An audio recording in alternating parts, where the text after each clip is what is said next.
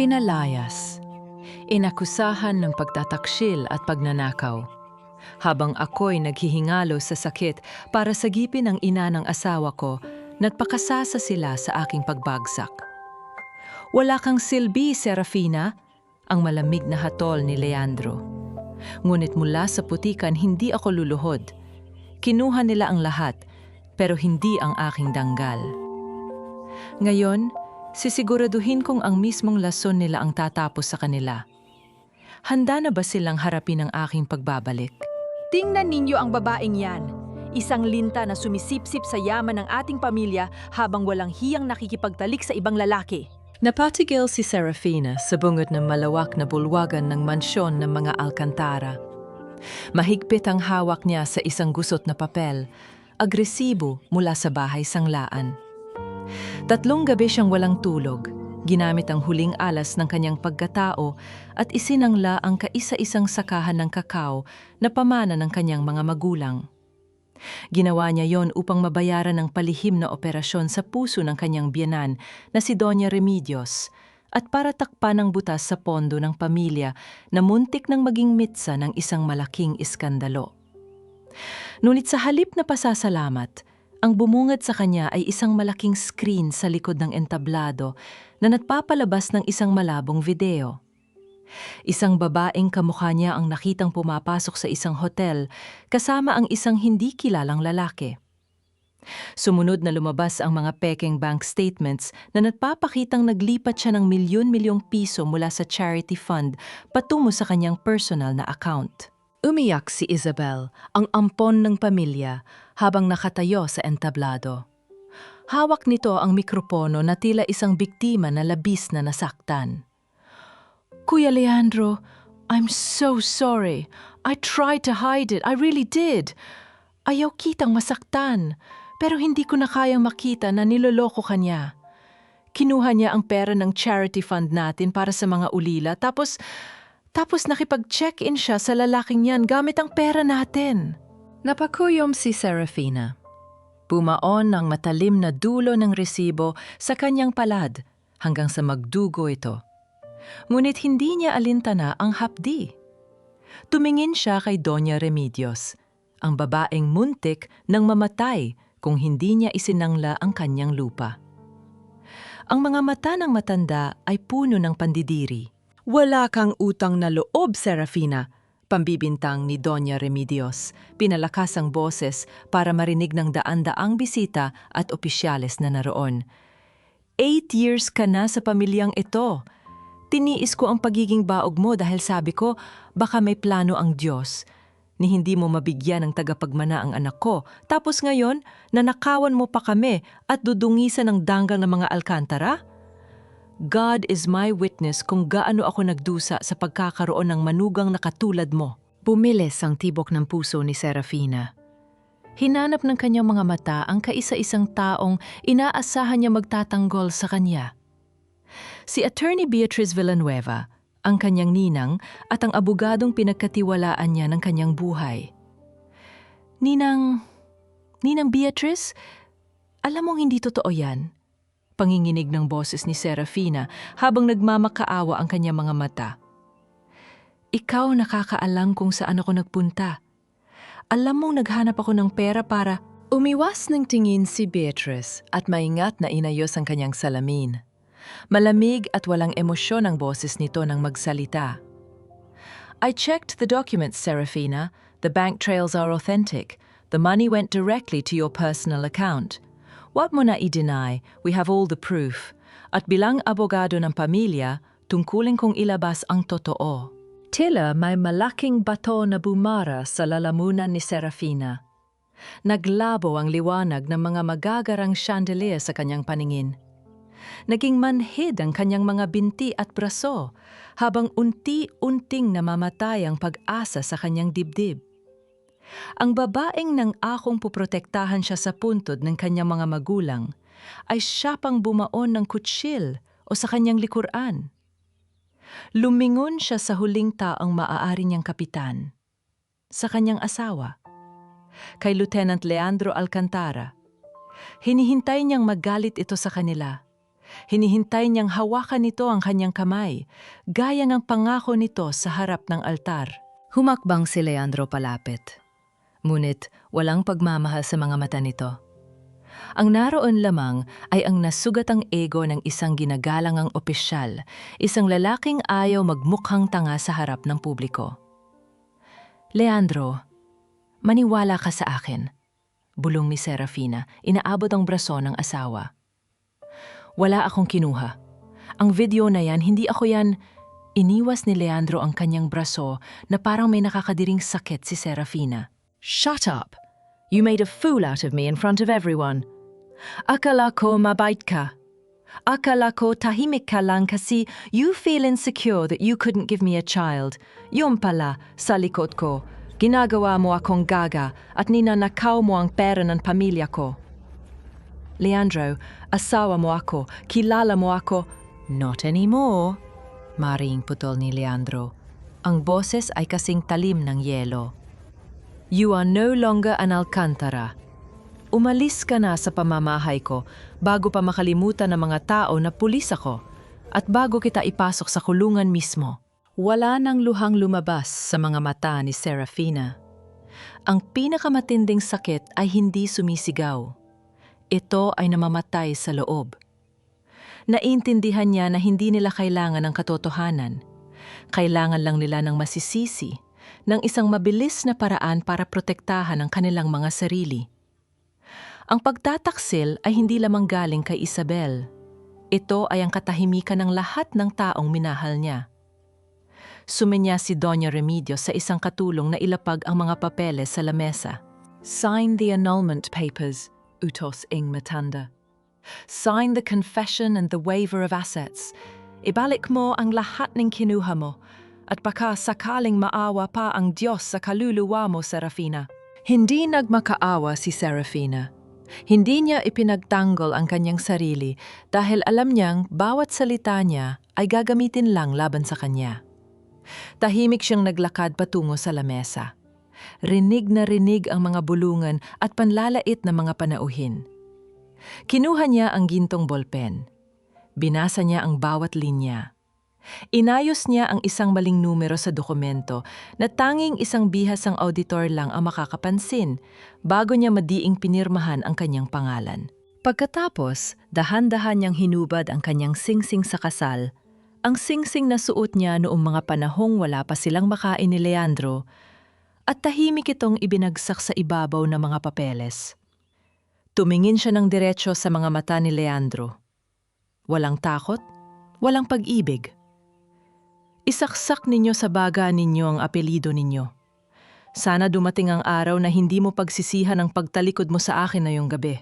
Tumalikod si Serafina at naglakad palabas. Naramdaman niya ang lamig ng hangin nang hawiin niya ang mabigat na pinto ng mansyon, kasabay ng walang awang pagbuhos ng ulan mula sa nagnangalit na kalangitan.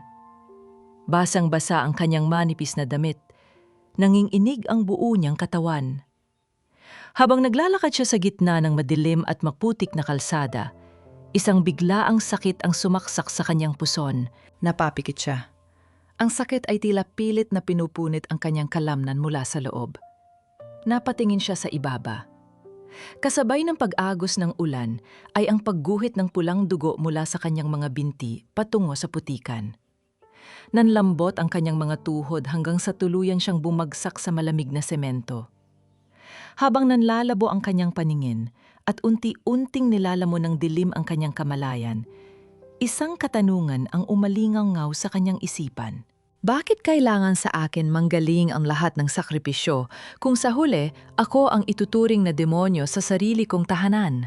Naramdaman ni Serafina ang pagapang na magaspang at mainit na tela sa kanyang nanginginig na balikat.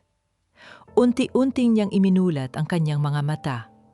Bumungad sa kanya ang isang kupas at maruming kisame, malazo sa nakikinang ang mga chandelier ng mansyon ng mga Alcantara.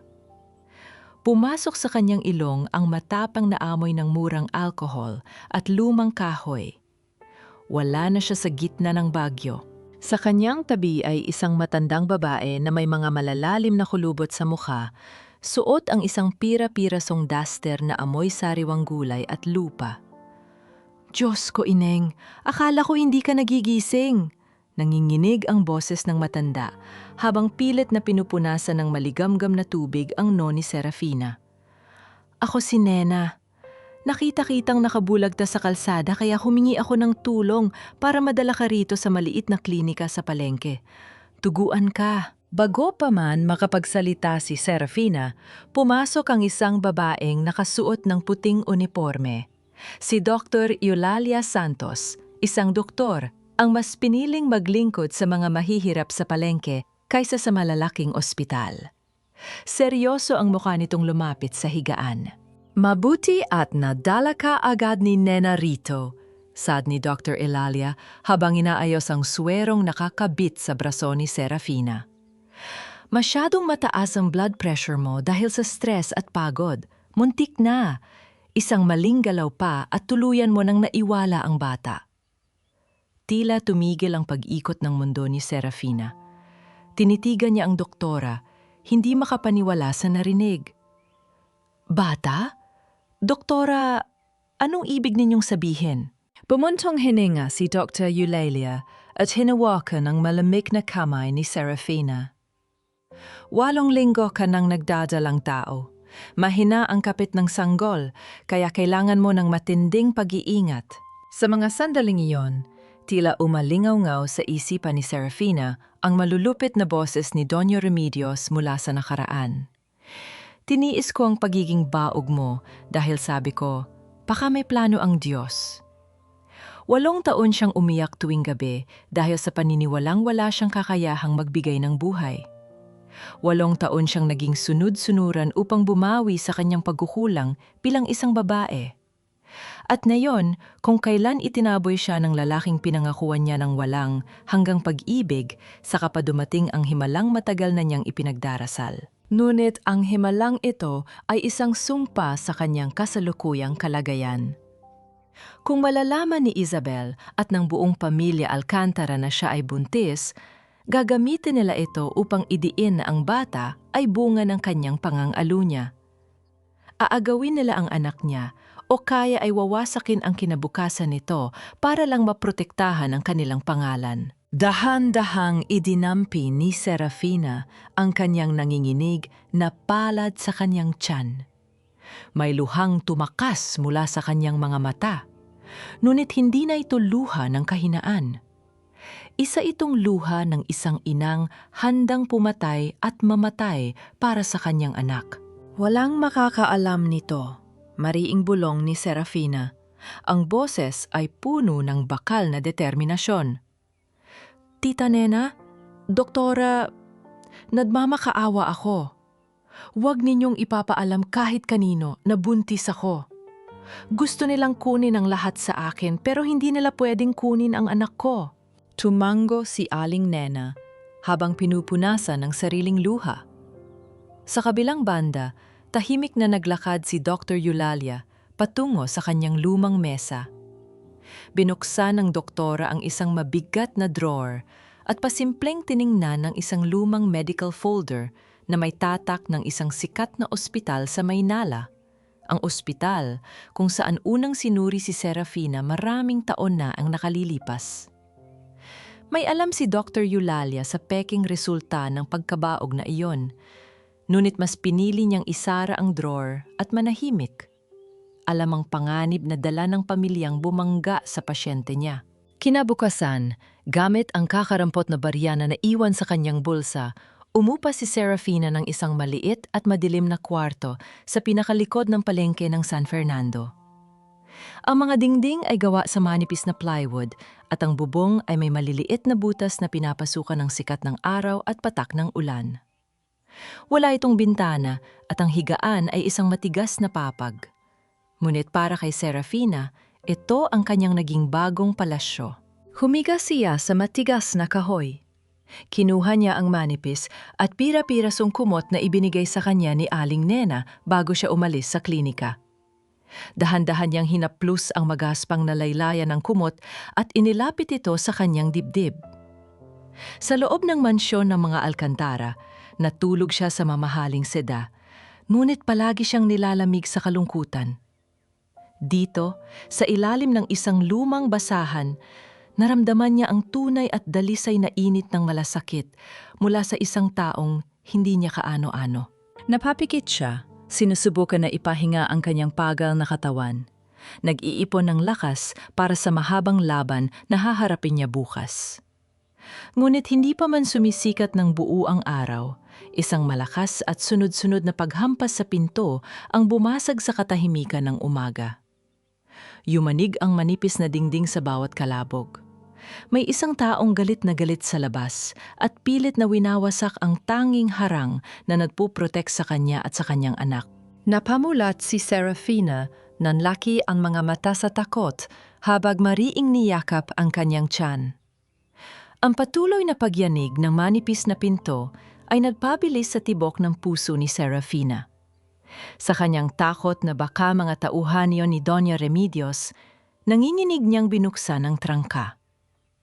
Bumungad sa kanya ang pawisang mukha ng may-ari ng pinapaupahang kwarto, si Mang Tomas, na madilim ang mukha at nag-aabang ng bayad. Ineng, hindi pwedeng laway lang ang pambayad dito. Magaspang na bungad ng matanda. Kung wala kang ibibigay na upa para sa buwang ito, doon ka sa kalsada matulog. Wala nang natitirang pera si Serafina. Ngunit sa halip na umiyak at magmakaawa, kalmado niyang hinubad ang kaisa-isang alahas na natira sa kanyang katawan, isang gintong relo na regalo ng kanyang yumaong ama bago ito namatay. Ito na lamang ang tanging alaala ng kanyang nakaraan. Ipinatong niya ito sa magaspang na palad ni Mang Tomas. Kunin ninyo po ito.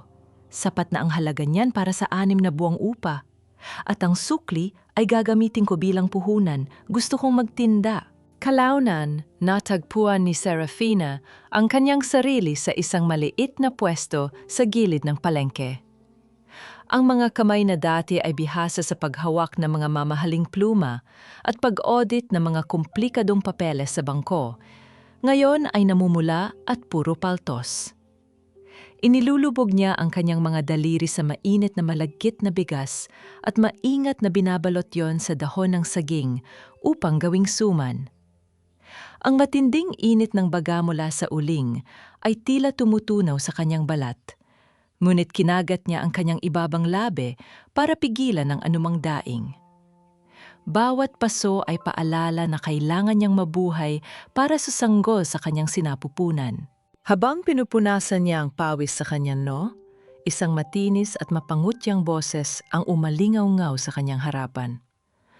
Mga katsismosa, tingnan ninyo kung sino ang nandito. Ang dating reyna ng mga Alcantara, ngayon ay nagkukumahog sa putikan. Si Aling Conching, ang kilalang vlogger at reyna ng tsismis sa palengke ng San Fernando, ay nakatapat ang camera ng kanyang telpono sa mukha ni Serafina. Nakangisi ang matanda habang pilit na kinukuhaan ng marumi at punit-punit na damit ng dating ginang. Nakikita niyo ba kung gaano kabilis ang karma, guys? Yan ang napapala ng mga babaeng makasalanan. Matapos magnakaw ng pondo at magtaksil sa asawang pulis, heto siya ngayon, naghihirap. Deserve mo yan, Serafina. Napatigil ang ilang mga mamimili. Nagsimula silang magbulungan, nagtuturo sa direksyon ni Serafina ng may pandidiri. Kung noong nakaraang gabi ay baka nagwala na siya sa galit. Nayon ay pinili niyang gamitin ang kanyang isip. Bilang isang auditor, alam niyang ang mga taong madaldal ay ang pinakamadaling pagmula ng impormasyon. Sa halip na takpan ng muka o makipag-away, naglakad si Serafina patungo sa kalapit na tindahan. Bumili siya ng isang tasang mainit na kape gamit ang bariya niya at kalmadong inilapag yon sa harap ni Aling Conching. Uminom po muna kayo, Aling Conching. Baka matuyo ang lalamunan ninyo sa kakasalita. Malumanay, ngunit may talim na wika ni Serafina. Napatamim ang matanda. Hindi nito inaasahan ang reaksyon ni Serafina sa pagkagulat ni Conching, ibinaba nito ng bahagya ang kanyang telepono. Sa mismong sandaling iyon, umilaw ang screen ng cellphone ng matanda. Lumitaw ang isang mensahe mula sa isang e-wallet application na nagpapakitang may pumasok na malaking halaga ng pera mula sa isang hindi kilalang account. Lihim na napangiti si Serafina. Nakuha niya ang kumpirmasyon. Walang tsismos ang mag-aaksaya ng oras para siraan siya araw-araw ng walang bayad. May napupundo sa paninirang puri na ito at sisiguraduhin niyang malalaman niya kung sino ang nagbabayad mula sa mga anino. Umalis si Conching na nagdadabog dahil hindi nito nakuha ang inaasahang pag-iyak o pagmamakaawa ni Serafina. Nang makalayo ang matanda, muling naupo si Serafina sa kanyang pwesto. Nakaramdam siya ng matinding pagod. Ngunit isang maliit na kamay ang humila sa laylayan ng kanyang damit. Isang batang lalaki, anak ng isang tindera ng isda, ang tahimik na nag-abot sa kanya ng kalahating piraso ng tinapay na munay. Ngumiti ang bata at mabilis na tumakbo pabalik sa kanyang ina. Tiningnan ni Serafina ang tinapay at naramdaman ang paginit ng kanyang dibdib. Sa mundong ito, kung saan ang mga taong mayayaman ang siyang pinakamalupit, ang mga taong walang-wala ang siyang nagbibigay ng tunay na yaman ng puso. Tumayo siya upang ayusin ang kanyang mga paninda nang biglang matigilan ang kanyang buong pagkatao. Mula sa kabilang dulo ng palengke, narinig niya ang pamilyar at mabibigat na hakbang ng mga sapatos na gawa sa balat na bumabaon sa putikan. Ang parehong hakbang na palaging hinihintay niya tuwing gabi sa loob ng walang taon. Unti-unting umangat ang paningin ni Serafina. Naglalakad sa gitna ng mga tindahan si Lieutenant Leandro Alcantara, suot ang kanyang plansadong uniforme, at ang mga mata nito ay diretsong nakatingin sa direksyon ng kanyang maliit na pwesto. Mabilis na umatras si Serafina at nagtago sa likod ng mataas na salansa ng mga sako ng bigas. Pinigilan niya ang kanyang paghinga.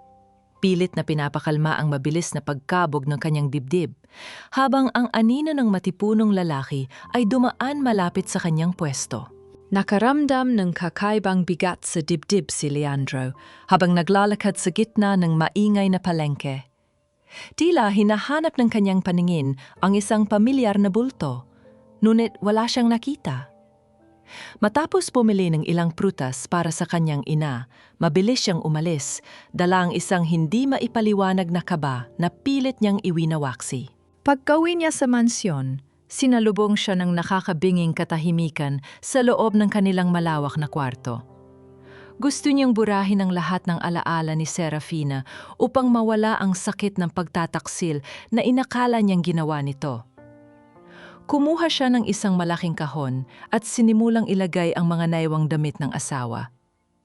Nang abutin niya ang pinakatuktok ng kabinet, sinanggi ng kanyang siko ang isang lumang kahoy na music box na pinakaiingatan ni Serafina. Bumagsak ito sa marmol na sahig at tuluyang nawasak sa maraming piraso.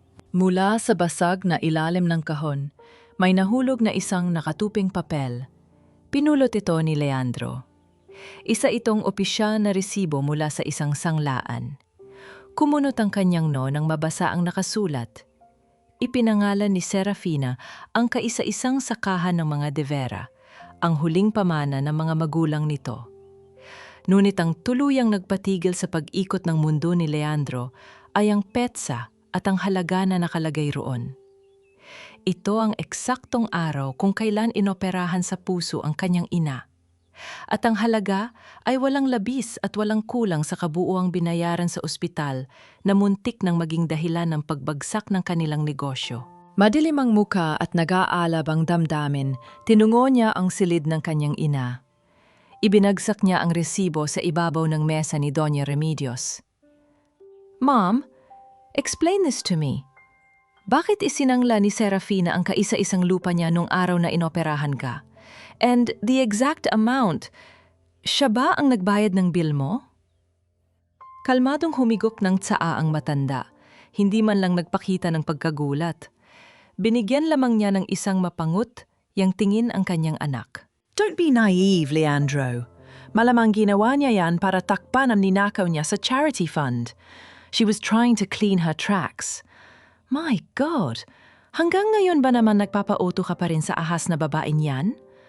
Ginamit niya ang sakit ko para magmukhang biktima.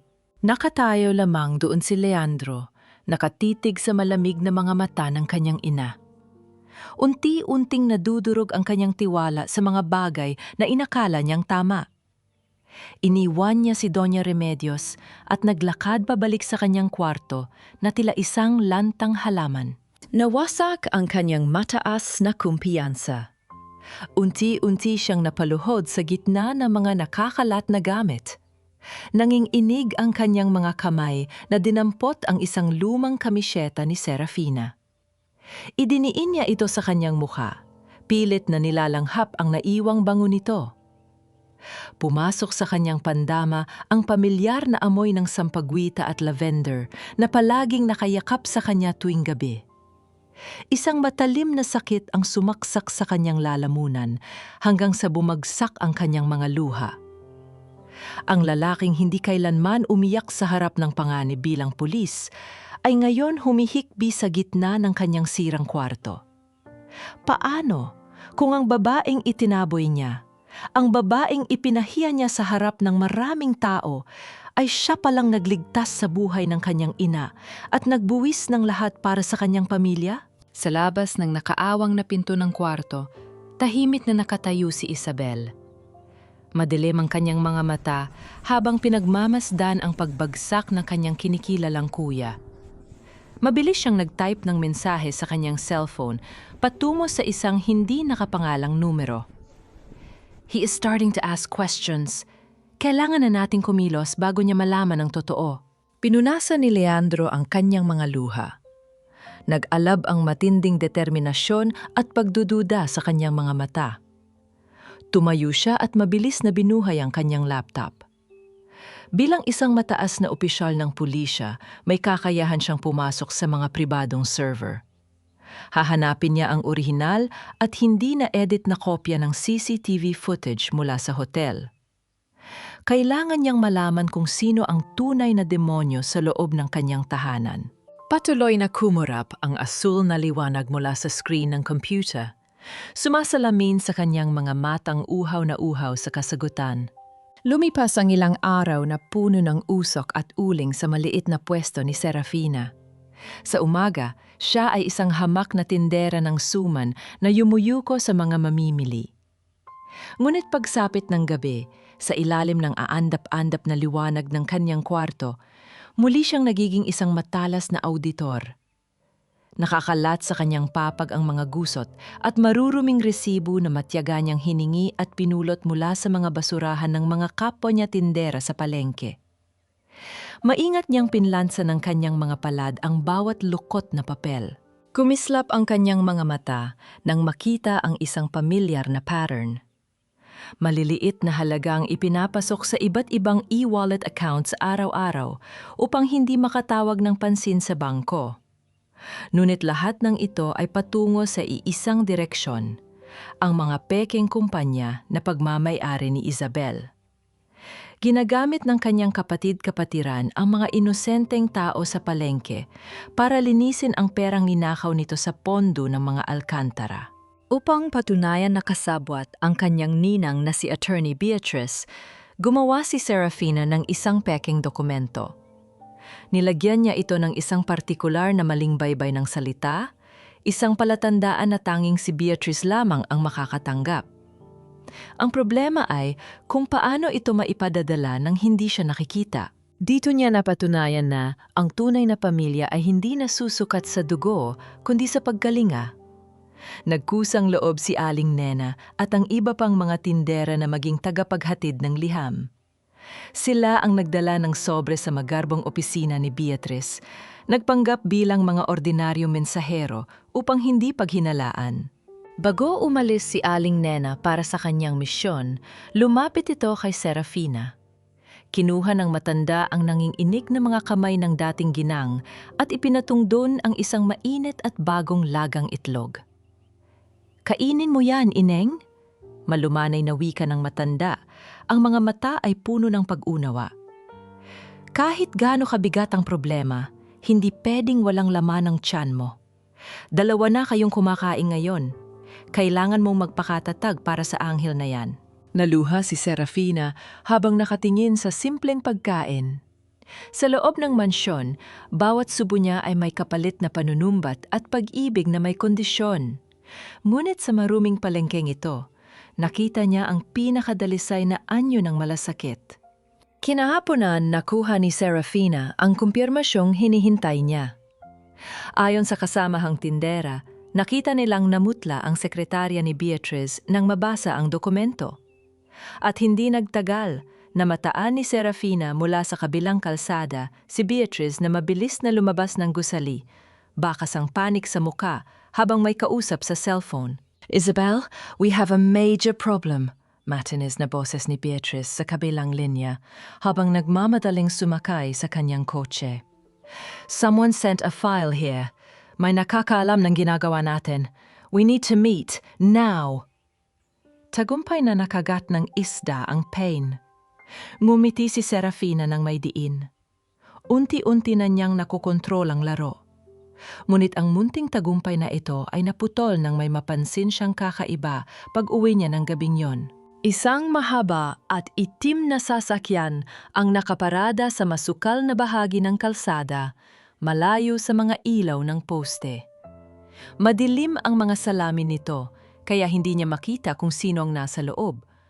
Ngunit nararamdaman niyang may mga matang nakamasid sa bawat galaw niya.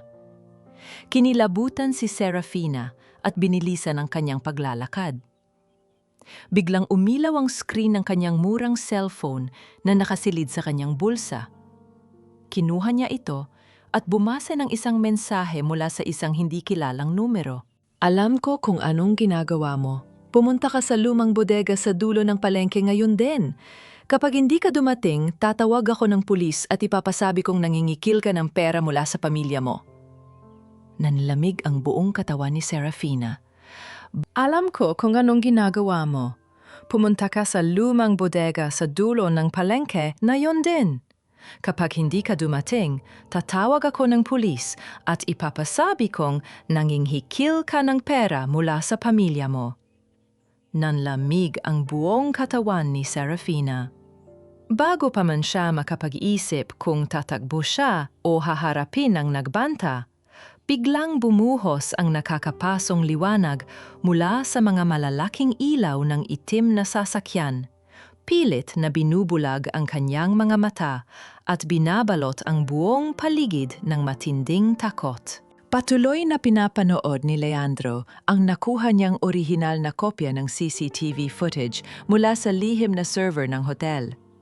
Habang paulit-ulit na nag-play ang video, unti-unting nanlamig ang kanyang buong katawan. Napansin niya ang isang detalye na sadyang pinalabos sa kopya na ipinakita sa mansyon. Ang babaeng pumasok sa kwarto kasama ang ibang lalaki ay kailanman hindi humarap sa kamera. Ngunit ang suot nitong pilak na pulse, as na may hugis buwan, ang alahas na ginamit na pangunahing ebidensya laban kay Serafina, ay hindi na pagmamay-ari ng kanyang asawa. Malinaw na bumalik sa kanyang alaala ang araw na hiniram yon ni Isabel at sinabing naiwala niya ito.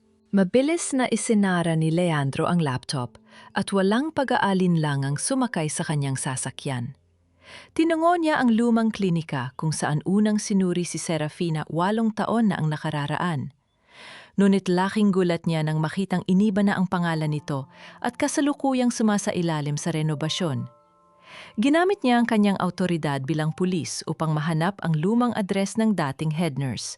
Winasak niya ang katahimikan ng isang maliit na bahay sa labas ng syudad. Hinarap niya ang nanginginig na nurse.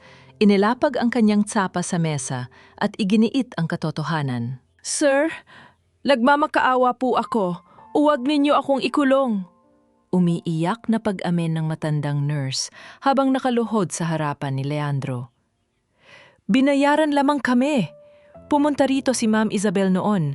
May dalang isang malaking halaga ng pera. Inutusan niya kaming palitan ang resulta ng lab test ng asawa ninyo.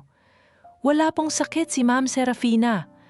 Malusog po ang kanyang matris at kayang-kaya niya magbuntis." Tila gumuho ang buong mundo ni Leandro sa ibabaw ng kanyang mga balikat. Parang may pumulupot na makapal na kadena sa kanyang lalamunan, pinipigilan siyang huminga. Bumalik sa kanyang pandinig ang mga masasakit niyang salita.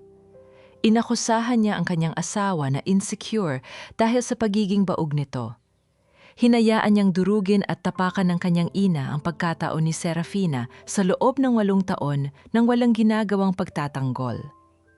At ang pinakamasakit sa lahat, naniwala siya sa isang kasinungalingang itinanim ng sarili niyang pamilya upang sirain ang kaisa-isang babaeng tunay na nagmahal sa kanya. Lumabas siya ng bahay na parang isang bangkay na naglalakad. Bago siya tuluyang umalis, napansin niya mula sa naiwang computer ng nurse na may isang hindi kilalang account na nagbubura ng lahat ng natitirang digital records ng lumang klinika. May isang makapangyarihang tao mula sa mga anino na palihim na nagwawalis sa mga huling bakas ng kasalanan ni Isabel bago pa man siya makarating. Ngunit wala na siyang pakialam sa mga dokumento. Ang tanging nasa isip niya ay ang asawang itinaboy niya sa gitna ng bagyo nang walang laban. Sumakay siya sa kanyang sasakyan habang unti-unting nag-iiba ang kulay ng kalangitan. Binalot ng makapal at maiitim na ulap ang syudad, nagbabadya ng isang malakas na unos. Pinaandar niya ang makina at mabibilis na niliko ang manibela patungo sa direksyon ng palengke ng San Fernando. Ang kanyang kaluluwa ay sinusunog ng matinding pagsisisi at pagkamuhi sa sarili. Sunod-sunod niyang inihampas ang kanyang kamao sa manibela. Dumaloy ang sariwang dugo mula sa mga sugat sa kanyang mga buko, ngunit hindi nito matumbasan ng sakit na nagpupunit sa kanyang puso. Tumakas ang masaganang luha mula sa mga mata ng matipunong opisyal, humahalo sa malamig na hanging pumapasok mula sa awang ng bintana. Serafina, patawarin mo ako. Patawarin mo ako sa pagiging gago ko. Paulit-ulit niyang bulong sa hangin, humihikbi na parang isang batang nawawala sa dilim. Narating niya ang bungad ng palengke ng San Fernando, eksakto sa pagbagsak ng malakas na buhos ng ulan. Ngunit hindi lamang ulan ang dumating. Isang malakas at marahas na ipu-ipo ng hangin ang biglaang humagupit sa buong kalsada. Nakita ng sarili niyang mga mata kung paano sunod-sunod na natumba ang mga haligi ng mga tindahan. Naglipara ng mga mabibigat na yero at kahoy, at nagkagulo ang mga taong nagsisigawan sa gitna ng pananalasa ng kalikasan. At sa gitna ng magulong senaryong iyon, iisang pangalan lamang ang isinisigaw ng kanyang nagdurugong puso habang nababasag ng malakas na kulog ang kalangitan. Walang awang, hinampas ng malakas na hangin at ulan ang buong palengke ng San Fernando. Sa gitna ng nagtatakbuhang mga tao at nagliliparang mga yero, hinawi ni Leandro ang makapal na bulto ng madla. Basang-basa ang kanyang uniporme, ngunit ang tanging nararamdaman niya ay ang nag-aalab na kaba sa kanyang dibdib. Pilit niyang hinahanap ang isang pamilyar na mukha. At doon, sa ilalim ng isang gumuguhong tolda, nakita niya ang kanyang asawa. Ngunit hindi na ito ang Serafina na kilala niya. Bakas ang labis na pagod sa namumutlang mukha nito. Suot ang isang manipis at butas-butas na duster na basang-basa ng ulan. Ngunit ang tuluyang nagpatigil sa paghinga ni Leandro ay ang hugis ng malaking tiyan ni Serafina. Buntis ang kanyang asawa. At sa mga sandaling yon, sa halip na tumakbo palayo, nakita niyang ipinulupot ni Serafina ang kanyang mga braso upang protektahan si Aling Nena mula sa isang bumabagsak na mabigat na poste ng bakal. Pumilis ang tibok ng puso ni Leandro. Buong lakas siyang tumakbo at isinalag ang kanyang sariling mga braso upang saluhin ang malamig na bakal. Dumaing siya sa bigat nito bago niya inihagis ang post sa malayo. Hinihingal na napaluhod si Leandro sa putikan. Ang kanyang mga mata ay nanatiling nakatitig sa umbok sa tiyan ng kanyang asawa. Unti-unting napuno ng luha ang kanyang paningin. Nanginginig niyang inabot ang kanyang kamay upang haplusin ang mukha ni Serafina. Serafina, Diyos ko, buntis ka. Pasagat umiiyak na tinig ni Leandro. Anak ko ba yan? Bakit hindi mo sinabi sa akin? Ngunit bago pa man dumampi ang mga daliri niya, Marahas na umurong si Serafina. Ang kanyang mga mata na dati ay puno ng pag-ibig, ngayon ay tila yelo sa lamig at puno ng pandidiri. Tiningnan niya si Leandro na parang isang demonyong nagmula sa impyerno. "Huwag mong hahawakan ang anak ko!" Matalim na sigaw ni Serafina. Ang boses ay nakikipagpaligsahan sa galit ng bagyo. "Wala kang anak dito, Leandro. Wala kang pamilya rito." "Please, let me explain," pagmamakaawa ni Leandro habang nananatiling nakaluhod sa malamig na putik, hindi alintana ang mga matang nakatingin sa kanila. "I know everything now. Alam kong inosente ka. Alam kong sinira ni Isabel ang medical records mo. I'm so sorry.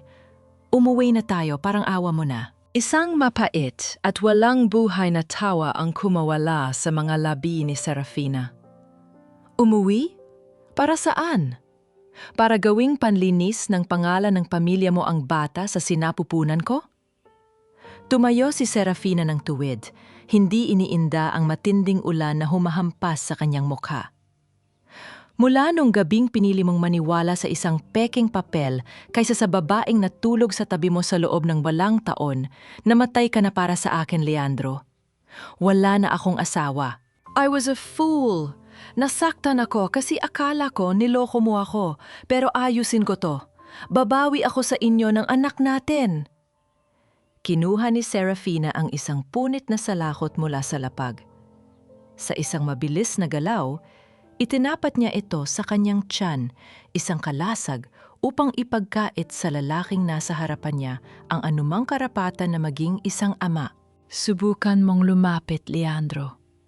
Subukan mong agawin siya sa akin at sinisiguro ko sa'yo, mas pipiliin kong mamatay kaysa bumalik sa impyernong yon.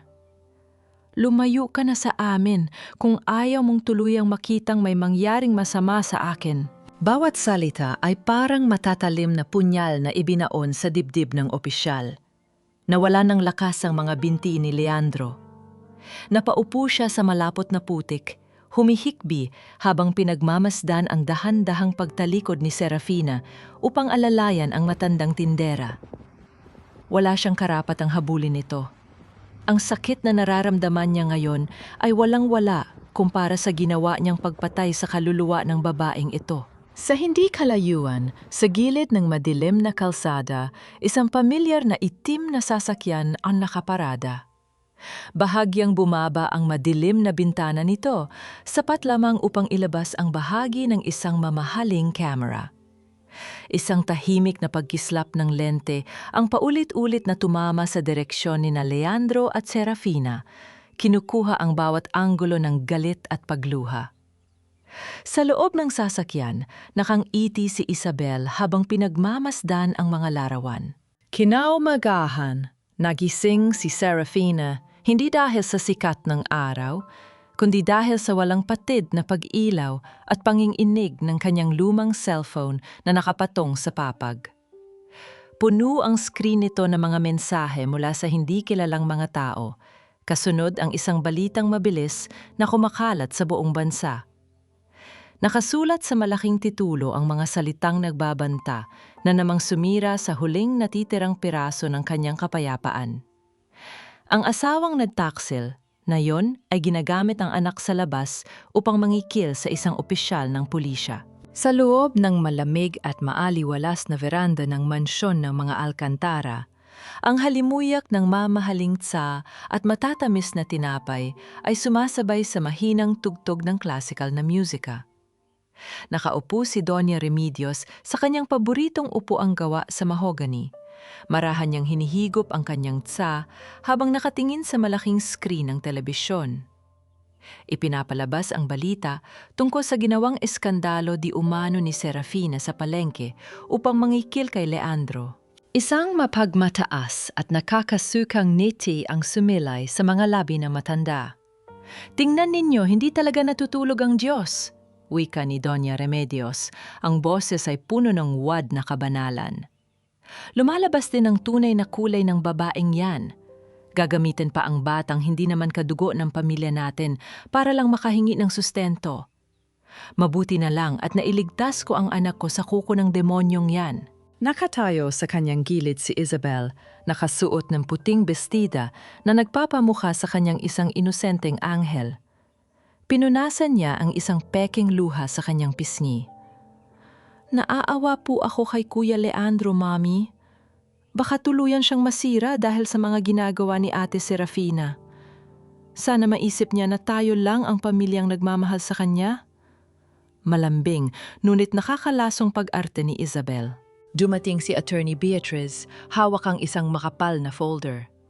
Inilapag niya ito sa gitna ng lamesa. Ang abogadong nangako sa puntod ng mga magulang ni Serafina na aalagaan niya ito, ngayon ay ang mismong naglalatag ng plano upang tuluyan itong patayin sa lipunan. Don't worry, Isabel. I have pulled some strings.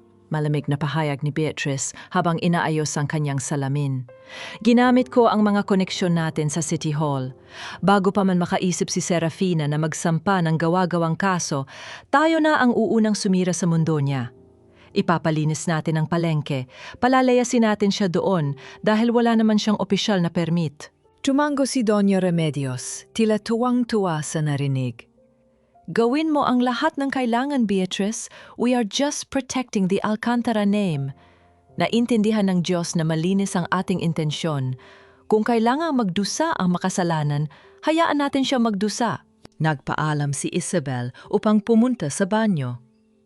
Nang maisara niya ang pinto at makaharap ang malaking salamin, unti-unting nawala ang anyo ng isang maamo at nag-aalalang kapatid. Kinuha niya ang isang mamahaling pulang lipstick at dahan-dahang ipinahid ito sa kanyang mga labi.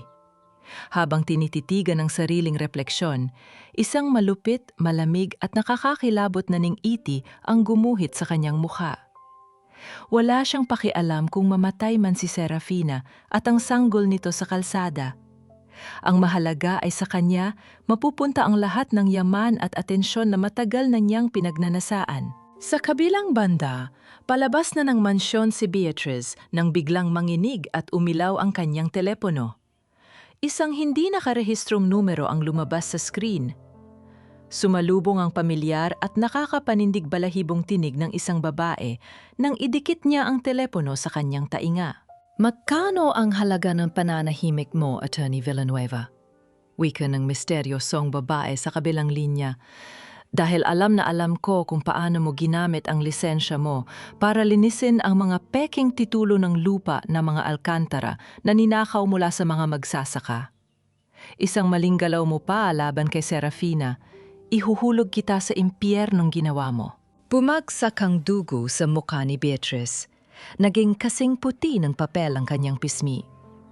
Pilit siyang nagsalita, ngunit pinatay na ng kabilang linya ang tawag bago pa man siya makasagot. Samantala, sa ilalim ng matinding sikat ng araw sa palengke ng San Fernando, nagsisimula pa lamang magbalot ng suman si Serafina. Pilit niyang iwinawaksi ang sakit sa kanyang puson. Iniisip na kailangan niyang makabenta upang may maipakain sa kanyang sarili at sa batang dinadala niya. Ngunit ang katahimikan ng umaga ay biglang giniba ng mabibigat na yabag ng mga lalaking nakasuot ng uniforme ng clearing operations mula sa munisipyo. May hawak silang mga batuta at malalaking martilyo. Walang pasabi, walang paliwanag. Agad nilang pinagtatadyakan ang mga kahon ng gulay at prutas na mga tindera. Naghiyawan ang mga tao sa takot. Nanlaki ang mga mata ni Serafina nang makita ang grupo na direktang naglalakad patungo sa kanyang maliit na pwesto. Bago pa siya makatayo at makuha ang kanyang mga kaldero, iniwas-iwas ng isang matipunong lalaki ang hawak nitong makapal na kahoy. Direktang pinupuntirya ang haligi ng kanyang pinaghirapang tindahan.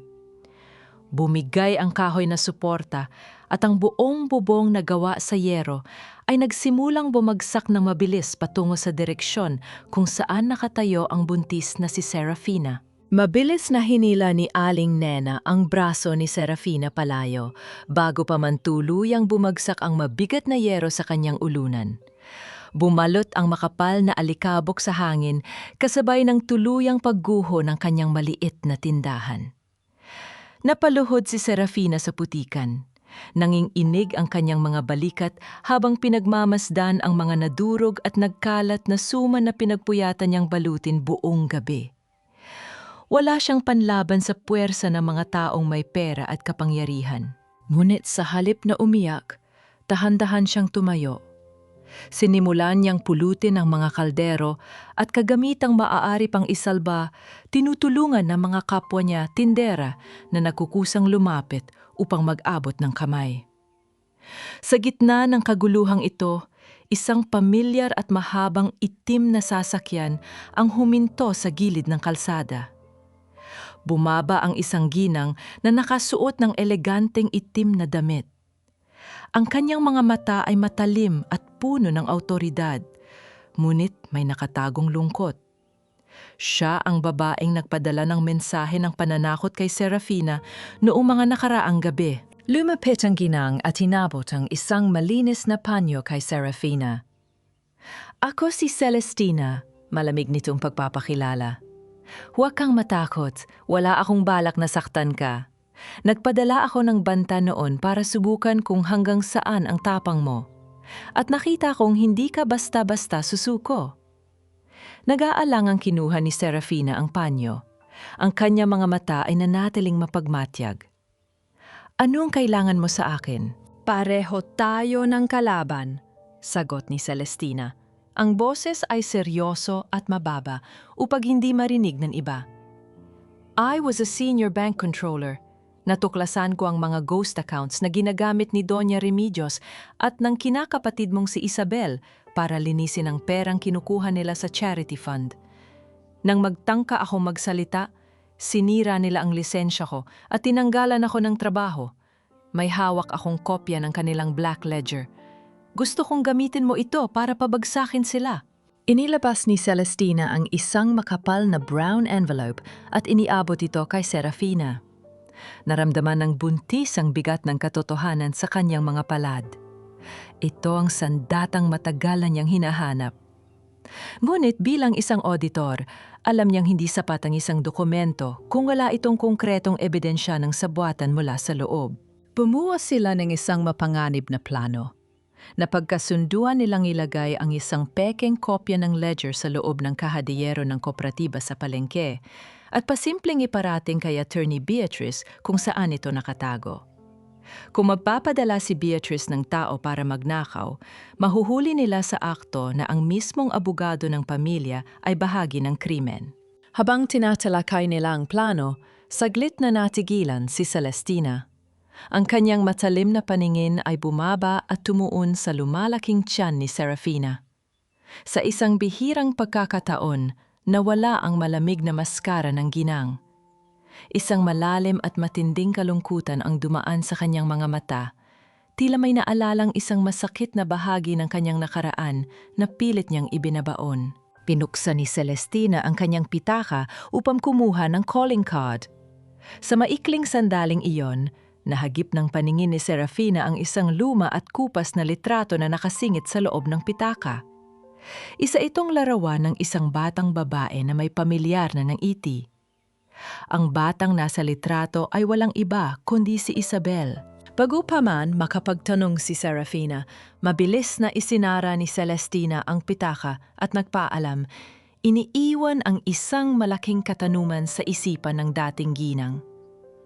Bakit may hawak na litrato ni Isabel ang isang babaeng nais maghiganti sa pamilya Alcantara? Pagsapit ng madaling araw, tahimik at tulog ang buong palengke ng San Fernando. Sa loob ng madilim na opisina ng kooperatiba, isang nakaitim na anino ang dahan-dahang lumapit sa kahadiyero. Hawak nito ang isang matalim na kagamitan. Pilit na sinisira ang kandado upang makuha ang mga dokumentong nakatago sa loob. Ngunit bago pa man tuluyang mabuksan ang bakal na pinto, isang nakakabinging panahoy ng alarma ang biglaang pumunit sa katahimikan ng gabi. Naghuhudyat na ang patibong ay tuluyan ng kumagat. Ang inaasahang pagkahuli sa isang magnanakaw ay nauwi sa isang bangungot na hindi inakala ni Serafina. Pagsikat ng araw, bago pa man magbukas ang mga tindahan, Ang nakakapasong pula at asul na liwanag mula sa mga sasakyan ng pulisya ay nagpaliwanag sa bungad ng palengke ng San Fernando. Ito ay sinabayan ng isang matalim at nakakabining tunog ng sirena na pilit bumabasag sa katahimikan ng umaga. Bumaba ang isang grupo ng mga armadong pulis na pinangungunahan ng isang opisyal na matagal nang nasa ilalim ng palad ni Isabel. Walang pasabi nilang pinasok ang opisina ng kooperatiba at pinuwersang buksan ang kahadeyero. Ngunit sa halip na ang packing ledger ang ilabas nila, bumulaga ang mga makapal na folder na naglalaman ng mga huwad na papeles ng panginikil at mga nakamarkang pera. Binaligtad ni Isabel ang patibong. Serafina Alcantara, resto ka namin sa salang extortion at blackmail laban sa pamilya Alcantara. Malamig na sigaw ng hepe, inilalabas ang posas habang marahas na lumalapit sa buntis na si Serafina. Sa labas ng opisina, nakaabang na si Aling Kongking, hawak ang kanyang telepon at nagsasagawa ng live broadcast. Tuwang-tuwa ang matanda habang kinukunan ng pagkakaposas sa dating ginang. Mga kababayan, tingnan ninyo ang tunay na kulay ng babaeng ito. Matinis na sigaw ng vlogger, pilit na inuudyuhan ang nagkakagulong madla. Hindi na nakontento sa pagnanakaw, ngayon naman ay kinikikilan ang sarili niyang pamilya. Salot ka, Serafina! May isang taong mula sa madla, marahil ay binayaran din ng mga Alcantara, ang bumato ng isang bugok na itlog. Tumama ito sa balikat ni Serafina. Sumunod ang mga kamatis at putik. Pilit na niyakap ni Serafina ang kanyang lumalaking tiyan, yumuyuko upang saluhin ang lahat ng pananakit para lamang maprotektahan ang sanggol sa kanyang sinapupunan. Umiiyak ang mga kaibigan niyang tindera, kabilang si Aling Nena. Pilit na humaharang upang iligtas siya, nulit marahas silang itinutulak ng mga pulis. Mula sa kabilang kanto, isang sasakyan ang huminto ng pabigla sa gitna ng kalsada. Hindi na hinintay ni Leandro na maayos ang pagkakaparada ng kanyang kotse. Nang makita niya sa live video ang nangyayari sa kanyang asawa, binaliwala niya ang direktang utos ng kanyang mga superior na manatili sa presinto. Tumakbo si Leandro ng buong lakas. Galit na galit siyang nakipagsiksikan sa nagkakagulong tao at pilit na sinira ang linya ng mga pulis na nakaharang. Sa gitna ng walang awang pagtutulakan, isang malakas na puwersa ang tumama sa tagiliran ni Serafina. Isang matalim at pumupunit na sakit ang biglaang sumaksak sa ibabang bahagi ng kanyang tiyan. Napatigil ang kanyang paghinga. Naramdaman niya ang pag-agos ng isang mainit na likido na mabilis na dumaloy sa kanyang mga hita, humahalo sa malamig na putik sa kalsada. Gumuho ang kanyang mga tuhod. Namutla ang kanyang muka at tuluyan siyang bumagsak sa lupa, duguan, nang hihina at sumisigaw sa matinding sakit. Serafina! Umalingaw ang paos at desperadong sigaw ni Leandro. Ginamit ng opisyal ang kanyang buong lakas at itinulak ang kapwa niya pulis na humahawak kay Serafina. Wala siyang pakialam kung masira man ang kanyang karera o makulong siya dahil sa pagsuway. Walang pag-aalinlangang binuhat ni Leandro ang duguang katawan ng kanyang asawa. Hinayaan ng malapot na dugo na tumagos at tumungis sa kanyang malinis na uniforme. Tumabi kayo! Kapag may nangyari sa mag-ina ko, papatayin ko kayong lahat. Nanlilisik ang mga mata ni Leandro habang sumisigaw, nagmamadaling tumakbo pabalik sa kanyang sasakyan habang karga ang walang malay na asawa. Sa loob ng umaandar na kotse na pilit, pinabagtas ang trapiko patungo sa ospital. Unti-unting nawawalan ng ulirat si Serafina.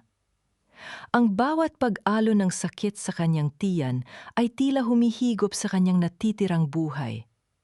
Ngunit sa gitna ng kanyang paghihingalo, naramdaman ni Leandro ang mahigpit na pagkapit ng malamig at ng inginig na mga daliri ni Serafina sa kwelyo ng kanyang uniforme. Leandro! Hirap na bulong ni Serafina. Ang kanyang mga mata ay nananatiling nakapikit, ngunit patuloy sa pagluha. Huwag mong hayaang kunin nila ang anak ko. Parang awa mo na. Isang mapait na hikbi ang kumawala sa lalamunan ni Leandro habang mahigpit niyang hinahawakan ng manibela.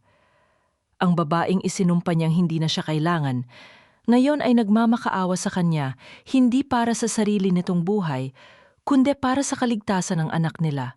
Pagdating sa emergency room, mabilis na inagaw ng mga doktor at nurse si Serafina.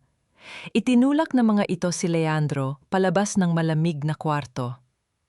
Naiwan siyang nakatayo sa pasilyo, nakatingin sa sariling mga kamay na nababalot ng pulang likido.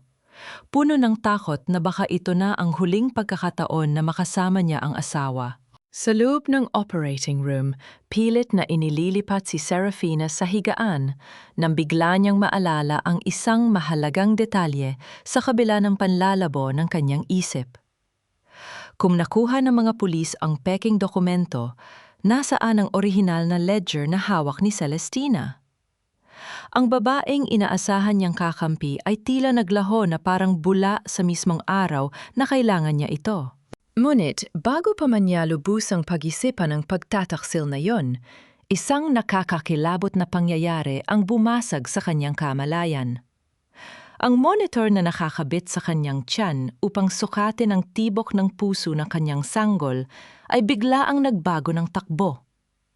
Ang kaninang mabilis na pag-alo ng linya sa screen ay unti-unting naging isang tuwid na guhit. Isang tuloy-tuloy, walang patid, at nakakapanindig balahibong tunog mula sa makina ang umalingaw, now sa buong silid, nagbabadya na ang munting buhay na pilit niyang ipinaglalaban ay unti-unti nang pinapatay ng tadhana. Ang tuwid na guhit at ang walang patid na tunog mula sa monitor ay nagdulot ng matinding panic sa loob ng operating room. Pinalibutan si Serafina ng mga doktor. Nagsisigawan ng mga utos upang pilit na bawiin ang sanggol mula sa bingit ng kamatayan. Sa bawat pagdiin sa kanyang tiyan, nadarama ni Serafina ang pagkawala ng sariling lakas, hanggang salamunin siya ng tuluyan ng itim na kawalan. Ngunit bago siya ganap na sumuko, isang napakahina at garalgang na iyak ng sanggol ang pumilas sa malamig na hangin ng silid. Isang patunay na ang munting buhay ay tumangging magpatalo sa madilim na tadhana. Pinanggalanan siyang Milagros, isang himala. Ngunit dahil sa kawalan ng buwan, ang sanggol ay napakaliit, mahina ang baga, at agad na inilagay sa loob ng isang glass incubator upang patuloy na mabuhay. Sa labas ng ospital, habang nag-aagaw buhay ang mag-ina, hindi nagsasayang ng oras si Isabel. Gamit ang kanyang mga koneksyon, ipinalabas niya ang isang peking resulta ng DNA test na umano'y nakuha mula sa dugo ng sanggol. Mabilis na kumalat sa internet ang dokumento na naglalaman ng isang nakapanlulumong konklusyon. 0% ang posibilidad na si Leandro Alcantara ang ama ng bata. Lalo nitong pinatibay ang kwento na si Serafina ay isang babaeng taksil na gumagamit ng anak sa labas para mangikil ng yaman sa sikat na pamilya. Kasabay ng pagkalat ng balita ay ang pag-abot sa sukdulan ng parusa kay Leandro. Sa loob ng opisina ng hepe ng pulisya, pinilit siyang isuko ang kanyang tsapa at baril. Sinuspinde siya sa tungkulin dahil sa pagsuway sa utos, panghihimasok sa isang kaso ng walang pahintulot at paggamit ng sasakyan ng gobyerno upang itakas ang isang taong itinuturing nilang kriminal. Ngunit habang tinititigan ni Leandro ang papel na nagpapatunay na hindi siya ang ama ng bata, walang galit o pagdududa ang dumaan sa kanyang mga mata. Sa unang pagkakataon sa loob ng 8 taon, pinili niyang magtiwala. Alam niyang ito ay isa na namang lason na itinanim ni Isabel at ng kanyang ina upang tuluyan silang sirain. Tinanggap niya ang kanyang suspensyon ng taasno. Kung hindi niya magagamit ang batas bilang isang pulis upang protektahan ang kanyang mag-ina, gagamitin niya ang lahat ng kanyang nalalaman bilang isang ama upang hanapin ang katotohanan ng walang sinasanto. Nagising si Serafina sa loob ng isang tahimik at pribadong kwarto. Ramdam ang pamamanhid ng kalahati ng kanyang katawan. Sa kanyang tabi ay nakatayo si Dr. Eulalia. Bakas ang labis na pag-aalala sa mukha nito. Bago pa man makapagsalita ang doktora tungkol sa lumabas na peking DNA test sa balita, mahinang nagsalita si Serafina. Bakas ang kalmadong determinasyon sa kabila ng pisikal na panghihina. Doktora, ang dugo mula sa pusod ni Milagros, nagawa mo ba ang ipinakiusap ko bago ako tuluyang nawalan ng malay? Tumango si Dr. Eulalia at mahigpit na hinawakan ng malamig na kamay ng pasyente. Opo, Serafina, ligtas na naipadala ang sample ng dugo sa isang independent laboratory sa universidad. May mga saksi nung kinuha ito at selyado ang dokumento. Hihintayin na lang natin ang totoong resulta na hindi kayang bayaran ni Numan. Napapikit si Serafina sa ginhawa. Inaasahan na niyang gagamitin ng mga alkantara ang kanyang pagbubuntis upang lalo siyang durugin. Kaya naghanda siya ng sariling kalasag bago pa man pumutok ang digmaan. Hahayaan niyang magpakasasa sina Isabel sa kanilang ilusyon at kasinungalingan bago niya ihampas sa kanila ang huling patunay ng katotohanan na wawasak sa kanilang lahat. Sa ward ng mga sanggol, mag-isang nakatayo si Leandro sa labas ng salamin ng Neonatal Intensive Care Unit. Tinititigan niya ang maliit at mapulang katawan ni Milagros na may nakakabit na mga tubo. Dahan-dahan niyang inilapat ang kanyang magaspang at malaking palad sa ibabaw ng malamig na salamin, eksakto sa tapat ng katawan ng natutulog ng sanggol. Isang mainit na luha ang tahimik na pumatak mula sa kanyang mga mata, bumabagtas sa kanyang pisingi hanggang sa kanyang baba. Ito ang kanyang dugo at laman.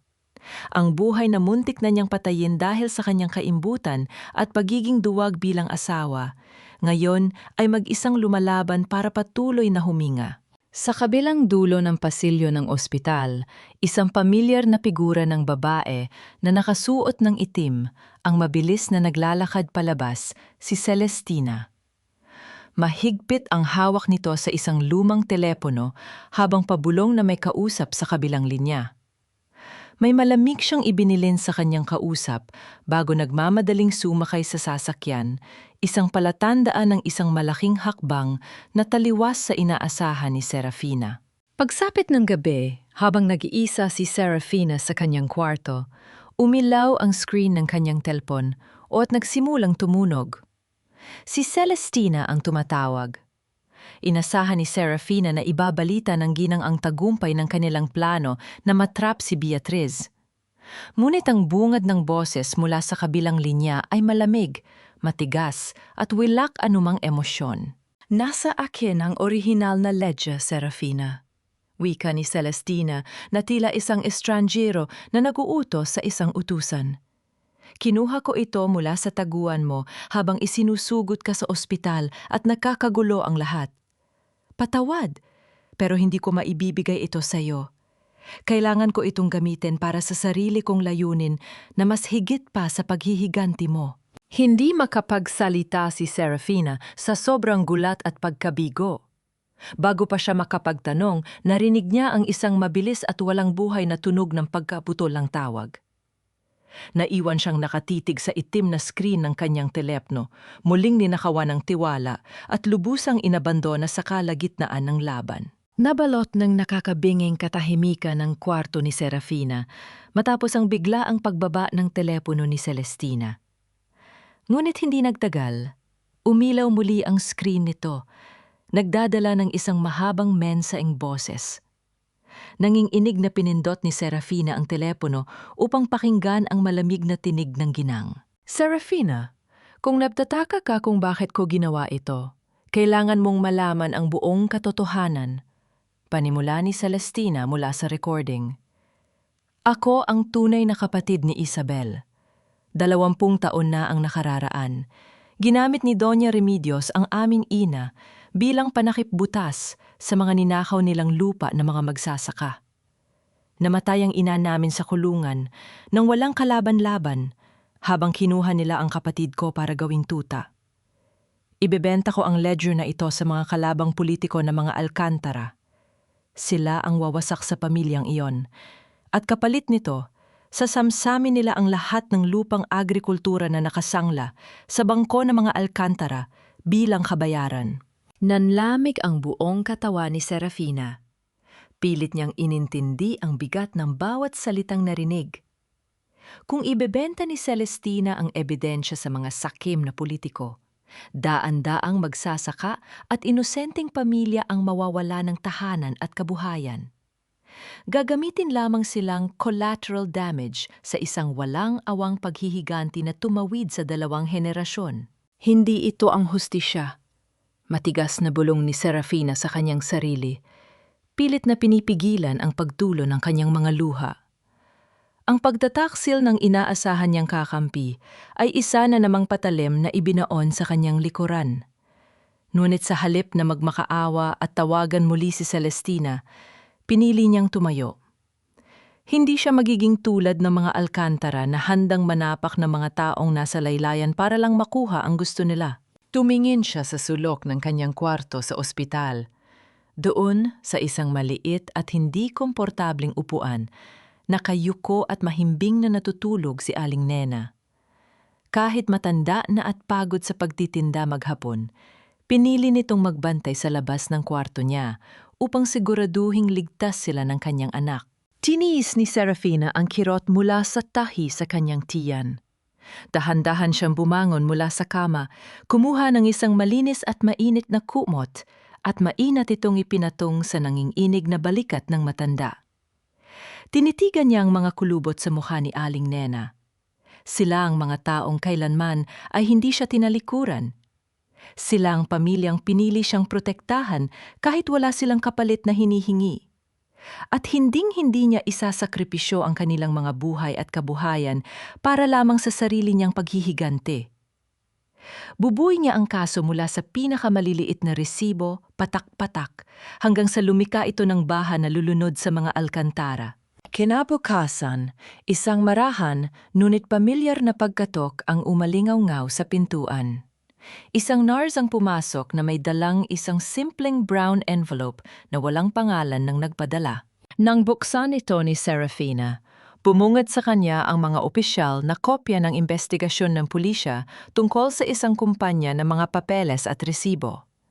Ipinaliwanag sa dokumento na ang mga peking kumpanya na ginagamit ni Isabel upang maglinis ng pera ay bumibili ng materyales mula sa iisang supplier na ginagamit din ng personal na opisina ng mga Alcantara. Isa itong maliit ngunit napakabigat na koneksyon. Isang piraso ng puzzle na imposibleng makuha ng isang ordinaryong tao kung wala itong awtoridad. Sa pinakailalim ng mga papeles, may isang maliit na piraso ng papel na may pamilyar na sulat kamay. Hindi nito mabubura ang mga kasalanan ko, ngunit gagamitin ko ang lahat ng nalalaman ko kahit masira pa ang pangalan ko upang ibigay sa inyo ang husti yang ipinagkait ko. L. Napabuntong hininga si Serafina. Kumilos si Leandro mula sa mga anino, itinataya ang sarili nitong kalayaan at posisyon upang ibigay sa kanya ang sandatang kailangan niya. Wala na siyang asawa, ngunit ngayon, alam niyang may kakampi siyang handang magdusa para sa katotohanan. Habang iniipon ni Serafina ang lahat ng ebidensya at pinaplano ang huling pag-atake, isa pang kartero ang dumating sa labas ng kanyang kwarto. May inabot itong isang itim na sobre na gawa sa mamahalin at makapal na papel. Ang amoy nito ay nagpapaalala sa kanya ng mansyon na matagal na niyang nilisan. Nang dahan-dahan niyang buksan ang sobre, bumulaga sa kanya ang isang formal na imbitasyon para sa Grand Anniversary Gala ng Alcantara Foundation. Nakasulat sa gitna na pormal nang ipapakilala si Isabel Salcedo bilang bagong tagapamahala ng buong pondo ng pamilya. At sa ibaba nito, kumikinang at puno ng kayabangan ay ang gintong lagda ng babaeng sumira sa kanyang buhay. Isang malalim na paghinga ng ginhawa ang pinakawalan ni Serafina nang tuluyang inalis ng NARS ang huling maliit na tubo na nakakabit sa katawan ni Milagros. Wala nang mga makina na sumusukat sa buhay ng kanyang anak. Wala nang makapal na salamin na naghihiwalay sa kanila. Sa unang pagkakataon, binuhat niya ang sanggol at idinikit ng mahigpit sa kanyang dibdib. Ang mainit at payapang paghinga ng bata sa kanyang balat, kasabay ng mahinang tibok ng puso nito, ay nagbigay ng isang hindi mapapantayang lakas sa kanyang buong pagkatao. Ang sanggol na pilit pinatay ng kasakiman ng iba ay ngayon humihinga ng mag-isa, isang matibay na patunay na ang katotohanan ay laging mananaig. Pagbalik niya sa maliit na opisina ng kooperatiba sa palengke ng San Fernando, isang nakakagulat at nakakapanindig balahibong tanawin ang sumalubong sa kanya. Nakapaligid sa isang mahabang mesa ang lahat ng mga tindera, kargador at maliliit na negosyante na minsang tinapakan at minaliit ng pamilya Alcantara. Wala silang dalang mga armas o malalaking koneksyon sa gobyerno. Ngunit bawat isa ay tahimik na naglalapag ng kanilang natipong mga ebidensya. Mga gusot at pinlansang resibo, mga nakasulat na oras ng pagbisita ng vlogger na si Aling Kongching, mga kopya ng mga mensahe, at mga patunay ng pananakot mula sa mga tauhan ng munisipyo. Ang mga maliliit na pirasong ito, na madalas itinatapon at binabaliwala sa mga basurahan, ay maingat na pinagsama-sama ng mga taong nasa laylayan. Sa mga sandaling yon, naramdaman ni Serafina ang pinakadakilang anyo ng bayanihan. Isang hukbo ng mga inosente na handang lumaban para sa tama. Sa kabilang dulo ng syudad, tahimik na inilapag ni Leandro ang kanyang kumikinang netsapa at ang paborito niyang baril sa ibabaw ng matigas na kahoy na mesa ng hepe ng pulisya. Mabigat ang bawat galaw niya, ngunit wala ni isang patak ng pag-aalinlangan sa kanyang mga mata. Sa kanyang harapan ay ang mga matataas na ahente ng National Bureau of Investigation na kanyang ipinatawag. Formal niyang nilagdaan ang kanyang sinumpaang salaysay. Detalyado niyang isinulat ang lahat ng irregularidad na ginawa ng kanyang pamilya, pati na ang pag-amin sa kanyang sariling pagkukulang noon nang piliin niyang takpan ng mga investigasyon dahil sa kanyang bulag na katapatan sa ina at kay Isabel. Alam niyang kapalit ng pagpirma niyang ito ay ang tuluyang pagkasira ng kanyang iniingatang karera at ang matinding posibilidad na siya ay makulong dahil sa obstruction of justice. Nuit habang naglalakad siya palabas ng presinto bilang isang ordinaryong mamamayan na walang ranggo, pakiramdam niya ay ngayon lamang siya naging isang tunay at malayang lalaki. Kinagabihan, bago ang malaking kaganapan, naghanda si Serafina sa loob ng maliit na banyo ng kooperatiba. Nakasuot siya ng isang malinis at eleganteng pulang bestida na inambagan at binili ng mga kapwa niya tindera mula sa ukay-ukay. Maingat nila itong nilabhan at pinalansa hanggang sa mawala ang huling lukot. Hindi ito gawa ng mga sikat na designer, ngunit mas matimbang ang halaga nito kaysa sa anumang damit na isinuot niya sa loob ng mansyon. Bago siya tuluyang lumabas, lumapit si Aling Nena. Dahan-dahang isiningit ng matandang tindera ang isang sariwang bulaklak ng sampagwita sa nakalugay at makapal na buhok ni Serafina. Ito ang magsisilbing korona mo, Ineng. Malumanay na wika ni Aling Nena habang pinupunasan ng luha sa sariling mga mata. Ipakita mo sa kanila na hindi nabibili ng salapi ang tunay na danggal. Ipanalo mo ang laban nating lahat. Samantala, sa loob ng nagliliwanag na bulwagan ng mansyon ng mga Alcantara, napupuno ng musika at tawanan ang paligid. Nakangiting inaayos ni Doña Remedios ang kanyang magarbong kwintas habang pinagmamasdan ng mga sikat na politiko at negosyante na dumalo sa kanilang anibersaryo. Make sure the press is ready, utos ni Donna Remedios kay Attorney Beatrice habang humihigop ng champagne. This night will be flawless. May inihanda akong kwento tungkol sa pagiging matatag natin matapos ang eskandalong ginawa ng babaeng yon. Luluhod ang publiko sa awa sa pamilya natin. Nakatayo si Isabel sa entablado, suot ang kanyang puting gown, handa nang tanggapin ang opisyal na titulo bilang tagapamahala ng yaman ng mga Alcantara. Ngunit hindi pa man nabibigkas ng host ang kanyang pangalan, isang malakas na puwersa ang nagtulak sa mabibigat at matataas na pinto ng bulwagan. Bumukas itong pareho. Nagpapapasok ng malamig na hangin mula sa gabi na nagpatay sa ilang mga kandila sa paligid. Lahat ng mata ng mga panauhin ay sabay-sabay na napalingon sa pasukan. Nakatayo rin si Serafina. Taas no, walang takot, at nagliliyab ang mga mata. Kasunod niya ay ang mga kinatawan ng kooperatiba ng palengke at mga ahente ng NBI. Bawat hakbang niya papasok sa bulwagan ay lumilika ng matapang at walang kupas na ritmo ng kanyang sapatos na tumatama sa makintab na marmol na sahig, tila nagbibilang ng nalalabing oras ng mga taong sumira sa kanyang buhay. Nahinto ang pagtugtog ng orkestra.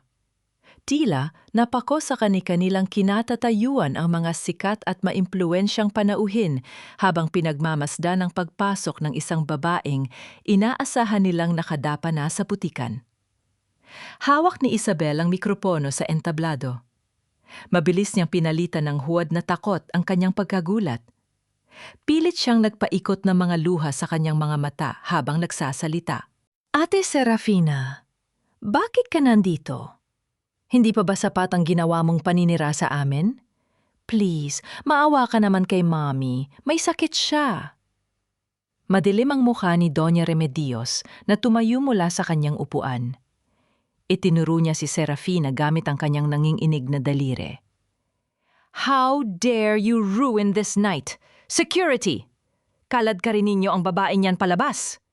Huwag ninyong hayaang dumihan ng isang kriminal ang okasyong ito. Bago pa man makalapit ang mga unipormadong gwardiya ng mansyon, humakbang pasulong ang mga ahente ng National Bureau of Investigation. Hinarang nila ang mga gwardiya, inilalabas ang kanilang mga opisyal na tsapa at isang nakatiklop na dokumento. Walang lalabas ang bulwagang ito. May dala kaming mga warrant of arrest. Pormal at matigas na pahayag ng pinuno ng mga ahente. Hindi nagpatinag si Serafina. Patuloy siyang naglakad patungo sa gitna. Hindi inililihis ang kanyang paningin mula sa pamilyang sumira sa kanyang buhay. Pinalibutan siya ng mga kinatawan ng kooperatiba, mga taong hindi pamilyar sa magagarang handaan, ngunit nagtataglay ng tapang na hindi mabibili ng pera. Nandito ako para ibalik ang mga ninakaw ninyo. Kalmadong panimula ni Serafina. Ang kanyang tinig ay malamig, ngunit may diin na umaabot sa pinakasulok ng silid. Hindi lamang ang perang kinuha ninyo sa pondo ng mga ulila, kundi ang danggal at katotohanan na pilit ninyong ibinaon. Inilabas ni Serafina ang kanyang telepono at ikinonekta ito sa wireless audio system ng bulwagan. Pinindot niya ang screen at isang malinaw na pag-uusap ang umalingaw-ngaw sa buong paligid. Pumupunit sa huwad na imahe ng pamilya Alcantara. Make sure the video goes viral, Conching. Ipadala ko na ang bayad sa account mo. Dagdagan mo pa ng mga kwento tungkol sa asawa niya. Ayaw ni Doña Remedios na makabangon pa ang babaeng yan at kailangan nating protektahan si Isabel. Pumagsak ang panga ng mga panauhin. Pamilyar ang boses na iyon sa karamihan ng mga naroon. Ang tinig ng iginagalang ang abogado ng pamilya, si Attorney Beatrice Villanueva. Namutla si Beatrice. Nagsimulang manginig ang kanyang mga kamay habang pilit na inaayos ang kanyang salamin. That is fabricated. Isa yang AI-generated na audio. You are trying to frame me, Serafina. Wala kang konkretong ebidensya. Ngumiti si Serafina, isang niting hindi umabot sa kanyang mga mata. Mula sa dala niyang folder, inilabas niya ang isang makapal na kontrata. Iniharap niya ito upang makita ng lahat. Ito ang dokumentong palihim na nakuha ng mga pulis mula sa kooperatiba namin. Ang ebidensyang ginamit ninyo para idiin ako sa salang pangingikil, paliwanag ni Serafina. Bilang isang auditor, alam ko kung paano mag-iwan ng marka.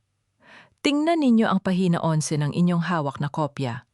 Ang salitang beneficiary ay sadyang isinulat ko ng may maling baybay. Ginawa ko itong beneficiary. Iisang kopya lamang sa buong mundo ang may ganyang pagkakamali. At yon ay ang dokumentong ipinadala ko mismo sa loob ng iyong pribadong opisina, Ninang Beatrice. Paanong napunta sa kamay ni Isabel at ng mga pulis ang dokumentong ito kung hindi ikaw ang naglabas? Tila nabusan ng hangin si Beatrice. Umatras siya, ngunit nakita niyang naglalakad na palapit sa kanya ang dalawang ahente ng NBI na may hawak na posas. Sa labis na panik at takot na makulong at mawala ng lisensya, tuluyang gumuho ang katapatan ng abogado. Itinuro niya ang ginang na nakaupo sa unahan. "She forced me! Si Doña Remedios ang may kasalanan ng lahat ng ito!" Naghihisteryang sigaw ni Beatrice. Tuluyang ibinabagsak ang sariling pamilya. "Hawak niya ang mga papeles ng mga lupang nilinis ko para sa pamilya ninyo. Tini-blackmail niya ako na isisiwalat ang mga sikreto ko kung hindi ko tutulong ang sirain si Serafina. Wala akong choice." Nagkagulo ang mga mamamahayag na naroon. Walang tigil ang pagkislap ng mga kamera. Sumisigaw si Doña Remedios, pilit na pinatatahimik si Beatrice, ngunit huli na ang lahat. Ang maskara ng kabanalan ay tuluyan ng nawasak. Dahan-dahang lumapit si Serafina kay Beatrice. Tiningnan niya ng diretsyo sa mga mata ang babaeng nangako sa puntod ng kanyang mga magulang na poprotektahan siya. Walang galit sa paningin ni Serafina. Walang luha. Tanging matinding pandidiri at awa para sa isang taong ibinenta ang kaluluwa sa demonyo kapalit ng kapangyarihan. Sa gilid ng bulwagan, pilit na natatago ang vlogger na si Aling Conking na inimbitahan ni Isabel upang i-livestream ang pagpapabagsak kay Serafina. Ngunit nakita siya ng mga tindera mula sa kooperatiba. Kinaladkad nila ang nanginginig na matanda patungo sa harapan. Lumuhod si Conking sa harapan ni Serafina, umiiyak at nagmamakaawa. "Serafina, Ineng, patawarin mo ako! Nagawa ko lang yon dahil kailangan ko ng pera. Inutusan nila ako." Tiningnan ni Serafina ang telepono ni Conching na kasalukuyang naka-live at pinapanood ng libu-libong tao. "Hindi ko kailangan ng peking paghingi mo ng tawad." Malamig na utos ni Serafina. "Gusto kong harapin mo ang camera na yan. I-livestream mo ang lahat ng katotohanan. Sabihin mo sa buong bansa kung sino ang nagbayad sa'yo para siraan ang isang buntis at wasakin ang pangalan ko. Bawat salita, Conching, hanggang sa malinis ang pangalan namin mga tinapakan mo." Isang katahimikan ng pagkamangha at kasiyahan ang bumalot sa hanay ng mga inaaping tindera. Nakita nila kung paano pinataob ng katotohanan ang mga taong akala nila ay hindi kayang abutin. Ngunit sa gitna ng pag-aresto kay Beatrice at sa pag-amin ni Conching, isang matalim at nakakakilabot na palakpak ang pumunit sa katahimikan. Galing ito kay Isabel. Nakatayo pa rin siya sa entablado. Wala nang luhang pumapatak sa kanya mga mata. Sa halip, isang mayabang at puno ng kumpiyansang ngiti ang nakaguhit sa kanya mga labi. Humalukip-kip siya at tiningnan si Serafina mula ulo hanggang paa. "Wow! What a brilliant performance, Ate Serafina!" Puno ng sarkasmong pananalita ni Isabel, hindi nagpapakita ng kahit anong takot. "Nagawa mong paaminin ng isang duwag na abogado at isang bayarang tsismosa. Pero ano ngayon? Nasaan ang ebidensya na ako mismo ang nagnakaw sa charity fund? Puro salita, puro hinala ng mga taong pilit naghuhugas kamay. You don't have the original ledger, do you? Dahil hanggat wala ang ledger na yon, walang makakapagpakulong sa akin." Nananatili ang mapagmataas na ngiti ni Isabel. Kumpidenteng naniniwala na dala na ni Celestina ang kaisa-isang dokumento na maaari siyang ilagay sa likod ng mga rehas. Ang ngiti ni Isabel ay puno ng lason at kayabangan. Nanatili siyang nakatayo sa entablado, tila isang reyna na hindi kayang pabagsakin ng sinuman. Sigurado siya na ang kaisa-isang dokumento na magpatunay sa kanyang mga krimen ay nasa kamay na ni Celestina, ang kanyang tunay na kapatid na nangakong ibebenta yon sa mga kalabang politiko. Ngunit ang kanyang matamis na ngiti ay dahan-dahang naglaho nang muling bumukas ang mga pinto ng bulwagan. Isang pamilyar na figura ng babaeng nakasuot ng itim ang tahimik na naglakad papasok. Hawak nito sa kanyang kanang kamay ang isang makapal na itim na aklat, ang orihinal na ledger ng pamilya Alcantara. Napaatras si Isabel. Nanlaki ang kanyang mga mata at nawala ng kulay ang kanyang muka. "Hindi maaari!" Nanginginig na bulong ni Isabel habang pinagmamasdan ang paglapit ni Celestina. Tumigil si Celestina sa gitna ng bulwagan, diretsong nakatingin sa mga mata ni Isabel. Walang galit sa paningin ng ginang, kundi isang malalim at masakit na pag-unawa. Matagal kong inisip na ang paghihiganti ang magbibigay ng hustisya sa pagkamatay ng ina natin, Isabel. Malumanay, ngunit mariing pahayag ni Celestina. Ang tinig ay umaalingaw-ngaw sa buong silid. Pero nang makita ko kung paano isinakripisyo ni Serafina ang sarili niyang kaligtasan para hindi madamay ang mga inosenteng magsasaka na pinagsamantalahan ng mga Alcantara, natahuhan ako. Ang hustisyang sumisira sa buhay ng mga walang sala ay hindi hustisya. Isa itong sumpa. Isang malakas na bulungan ang sumabog sa hanay ng mga panauhin. Tuluyan ng nabulgarang sikreto na matagal itinago ni Doña Remedios na ang ampon nilang si Isabel ay anak ng mismong babaeng ginawa nilang panakip-butas sa kanilang mga nakaw na lupain. Inabot ni Celestina ang Black Ledger sa pinuno ng National Bureau of Investigation. Nandiyan ang lahat ng patunay ng money laundering. Ang mga peking kumpanya na ipinangalan kay Isabel, ang mga pekeng titulo na inayos ni Attorney Beatrice at ang mga pondong palihim na kinulimbat ni Doña Remedios, pag-amin ni Celestina, tinatanggap ang katotohanan na pati siya ay makukulong dahil sa kanyang bahagi sa krimen. Gumuho ang mundo ni Isabel. Umiyak siya at nagwala sa entablado. Itinuturo si Celestina at si Serafina. "Traidor ka! Pinabayaan mo ako! At ikaw, Serafina, sinira mo ang buhay ko!" Habang nagwawala si Isabel, tahimik na inilabas ni Serafina ang 2 huling dokumento mula sa kanyang folder. Iniabot niya ito sa mga mamamahayag na patuloy sa pagkuha ng mga litrato. Iyan ang orihinal na medical record ko na nagpapatunay na hindi ako kailanman naging baog na binayaran ninyo upang pasipikahin, matatag na wika ni Serafina. At yan din ang tunay na resulta ng DNA test mula sa laboratory o ng universidad na sumailalim sa mahigpit na proseso. 99% tugma. Si Leandro Alcantara ang ama ni Milagros. Wala akong nilokong kahit sino. Kayo ang nanloko sa buong bansa. Tuluyan nang nabasag ang ilusyon ng pamilya Alcantara. Lumapit ang mga ahente ng NBEY kay Doña Remedios upang pusasan ito. Ngunit hindi sumuko ang matanda. Pilit niyang iwinawaksi ang mga kamay ng pulis, nananatiling mataas ang no kahit na unti-unti na siyang inilalabas sa bulwagan. "Mga lapastangan! Wala kayong utang na loob! Ginawa ko ang lahat para protektahan ang pamilyang ito.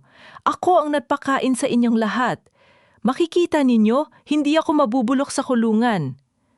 Ang sigaw ni Doña Remedios, puno pa rin ng wad na pagmamalaki hanggang sa huli. Kinuha naman ng isa pang ahente ang nanginginig at umiiyak na si Beatrice. Sumunod na nilapitan ng mga pulis si Isabel, ngunit patuloy itong nanlaban at nanipa, sumisigaw ng pangalan ng kanyang kuya upang humingi ng tulong. Mula sa hanay ng mga ahente, isang lalaking nakasuot ng simpleng sibilyan na damit ang humakbang pasulong. Si Leandro. Ang dating makapangyarihang tinyente ay ngayon isang pangkaraniwang tao na lamang matapos isuko ang kanyang tsapa. Lumapit siya sa nagwawalang si Isabel. Kuya Leandro, tulungan mo ako, please, hindi ko sinasadya." Pagmamakaawa ni Isabel, pilit na inaabot ang kamay ng lalaking itinuring siyang prinsesa sa loob ng maraming taon. Tiningnan ni Leandro ang babaeng tinuring niyang kadugo.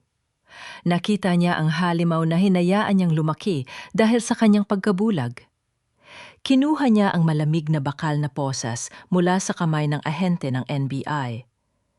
Dahan-dahan, gamit ang sariling mga kamay, siya ang naglock ng posas sa mga pulso ni Isabel. Isang mainit na luha ang tahimik na tumakas mula sa mga mata ng opisyal. Ito ang luhang puno ng pagsisisi, sapagkat sa tagal ng panahon, siya ang naging kalasag ng isang demonyo at siya rin ang naging espada na sumaksak sa puso ng kanyang sariling asawa. Ako ang nagbigay sa iyo ng kapangyarihan para sirain si Serafina. Basag ang tinig ni Leandro habang nakatingin sa kapatid-kapatiran. Kaya ngayon, ako rin ang tatapos nito. Pagbayaran mo ang lahat ng kasalanan mo, Isabel. Kinaladkad ng mga pulis si Isabel palabas. Ang mga sumisigaw na tinig ay unti-unting napalitan ng katahimikan sa loob ng malawak na bulwagan. Nakatayo si Serafina sa gitna, pinagmamasdan ng pagbagsak ng imperyong nagpahirap sa kanya. Nakamit na niya ang hustisya, ngunit walang ngiti ng tagumpay sa kanyang mga labi. Ang naiwan lamang ay ang pagod ng isang mahabang digmaan at ang malalim na peklat sa kanyang kaluluwa. Humarap sa kanya si Leandro. Puno ng pagmamahal, pagsisisi at pag-asa ang mga mata ng lalaki. Dahan-dahan itong humakbang palapit. Inabot ni Leandro ang kanyang magaspang na kamay. Nagnanais na mahawakan muli ang mga daliri ng babaeng kanyang pinakamamahal. Umaasang mabubura ng katotohanan ang mga sugat ng nakaraan. Ngunit bago pa man magtagpo ang kanilang mga balat, marahang humakbang patalikod si Serafina. Tiningnan niya si Leandro nang may kapayapaan sa kanyang mga mata. Isang malungkot at pagod na ngiti ang sumilay sa kanyang mga labi. Salamat sa tulong mo ngayong gabi, Leandro. Malambot ngunit may pader na wika ni Serafina. Pero hindi ibig sabihin na ang paglabas ng katotohanan ay bubura sa sakit ng pagtalikod mo noong mga panahong kailangan ko ng asawa. Nakuha na natin ang hustisya. Hayaan mo muna akong huminga ng payapa kasama ang anak ko. Hindi na nagmakaawa pa si Leandro. Ibinaba niya ang kanyang kamay at tahimik na tumango, tinatanggap ang parusang alam niyang nararapat lamang sa kanya. Tumalikod si Serafina. Kasama ang mga matatapang na tindera ng palengke ng San Fernando, naglakad siya palabas ng nagliliwanag na mansyon, hindi na bilang isang inaaping manugang, kundi bilang isang malayang inang, hindi na kailanman luluhod sa sinuman. Sa kanyang paglisan, ang ugong ng sirena ng pulis, siya na nagdadala sa kanyang mga kalaban sa bilangguan, ay unti-unting humina. Iniiwan ang isang tahimik na gabi na puno ng mga tanong. Matututunan pa kaya niyang patawarin ang asawang nagkamali? O ito na ang tuluyang pagwawakas ng kanilang kwento? 2 taon na ang lumipas matapos ang gabing bumago sa kasaysayan ng pamilya Alcantara. Malamig ang hanging dumadampi sa balat ng mga tao, isang pamilyar na yakap ng Disyembre na naghuhudyat ng papalapit na simbang gabi. Sa palengke ng San Fernando, ang dating madilim at maliit na pwesto ni Serafina ay napalitan ng isang maaliwalas at malaking tindahan.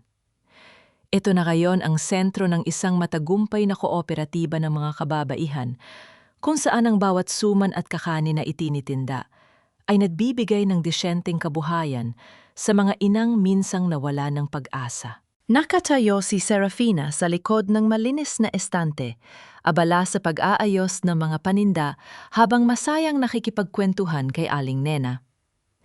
Wala na ang mga bakas ng luha at pagod sa kanyang mukha. Ang pumalit ay isang hatimik at matibay na kapayapaan na tanging ang mga taong dumaan sa matinding unos ang nakakaalam kung paano pahalagahan. Sa hindi kalayuan, isang lalaki ang tahimik na naglalakad palapit sa kanilang pwesto. Wala na ang mga bituin sa kanyang balikat at wala na ang plant, sadong uniforme na sumisimbolo sa kanyang kapangyarihan. Nakasuot lamang si Leandro ng isang simpleng puting t-shirt at maong na pantalon. Matapos ang kanyang voluntaryong pagbibitiw sa serbisyo, ginamit niya ang kanyang sariling ipon at hindi ang pera ng kanyang pamilya upang magtayo ng isang pondo para sa edukasyon ng mga batang kalye sa San Fernando. Itinuon niya ang kanyang buong oras sa pagtulong sa mga taong minsang tinapakan ng kanyang ina at kapatid na ngayon ay pareho ng pinagdurusahan ang kanilang mga kasalanan sa loob ng malamig na rehas.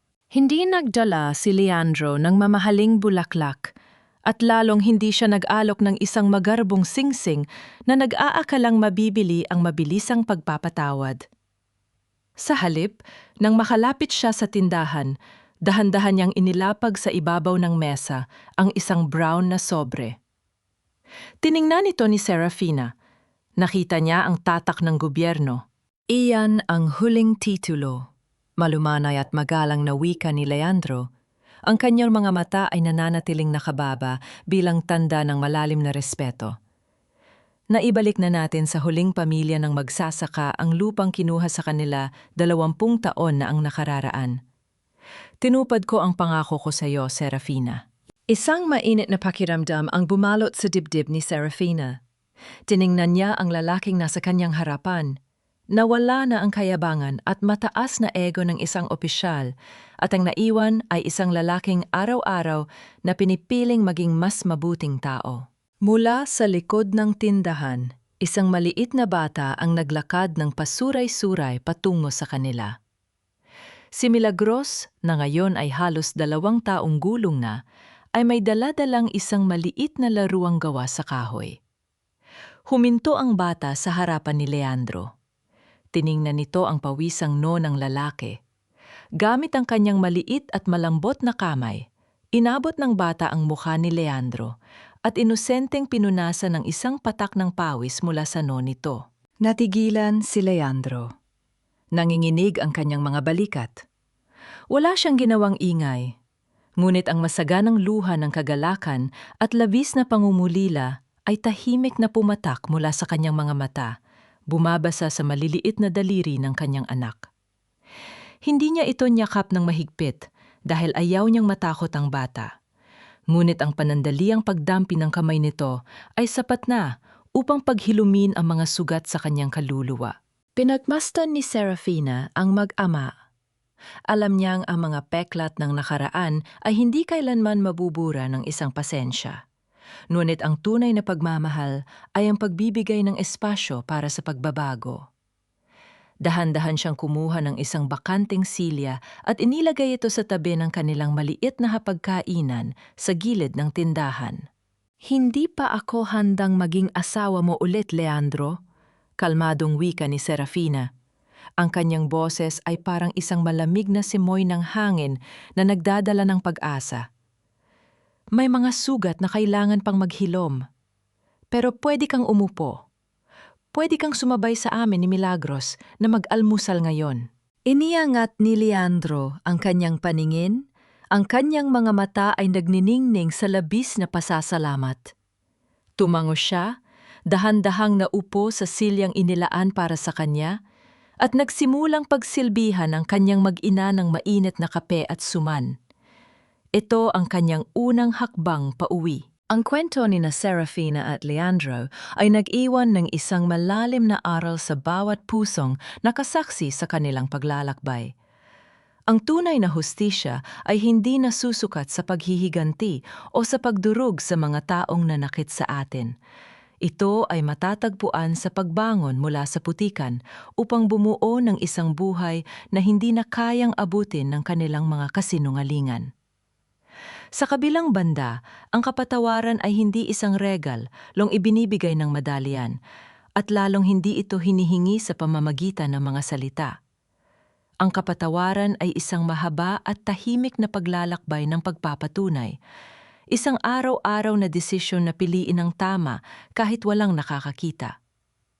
At para sa mga pusong minsang nawasak, palaging may bagong umaga na naghihintay, nagdadala ng pangako na gaano man kadilim ang gabi, ang pag-ibig na itinayo sa pundasyon ng katotohanan ay muling uusbong at mamumulaklak.